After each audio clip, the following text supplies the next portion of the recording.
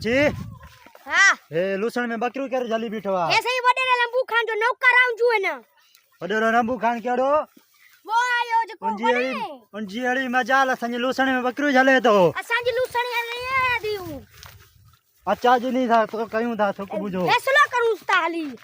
ओए तो करे घणा चक्कर जलियो तो मांजी बनी ते तो बकरू न काईंदा कयो सही असां वडेरे चयो असां आया हूं उनजो हिस्सो केड़ो वडेरो तो जो रंबू खान रंबू खान आए केरियो उनके घणा चक्कर जलियो मांजी हाणे सेठ के घट वध न करायो न अज हिन बनी ते आयो बियर हिन बनी ते न पादर खाइंदे मांजे वडेरे रंबू खान जो मां रंबू खान मांज पेरन जे ठू रंबू खान के वठी आयो आ ना सही बुधो के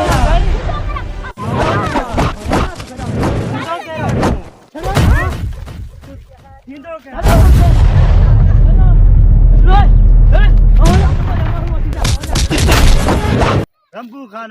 खान या मथु लई आयो आ असन जी सजी फसल विंजी वईया छड़िया बंद कर हलो हलो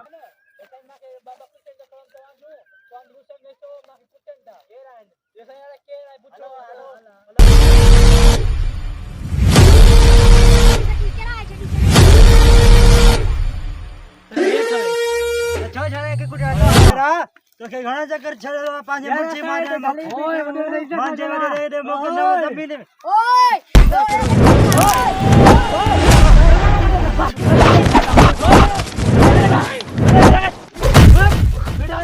दे भइयो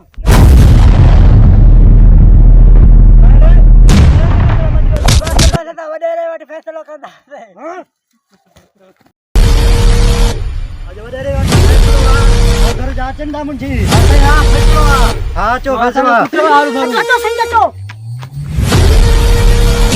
एरा ए रंबू खान मां के बटरे चक्कर असा जलियो आ जेको असा जी बनी में जो कामेयो ना चने बकरियों पंजो ना काए ते असा जो बटरे चक्कर फसल बिलायो ता हाने हे पान बीठो आ उनी जो मालिक भी आयो आ तो घणे दफो जलियो ता सही सही मैं वडेरो माके जोर भरी दो आ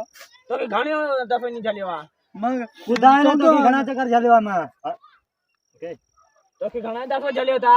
मैं जली दो पर मैं वडेरा तो के जलियो ता ने पर फसल में के में का मैं के बता ये फसल में काए वेंदो उनजो मां तो ठीको न खयो ना मां जो फसल ता पान दिसो ता घणो विजायो तो घणो बुलाए फसल पंजे माल लाई पंजो फसल लाओ ना गलती आ बेफे न काईंदा से गलती जी गाल नहीं माके दंड दे हाणी ते बारे दियो ना तो नहीं वडे 50,000 माके रोज कुटी दियो या लूसन तो के राह दियो जी वडे राजी हुक्म के 50,000 इनके जुर्मानो दियो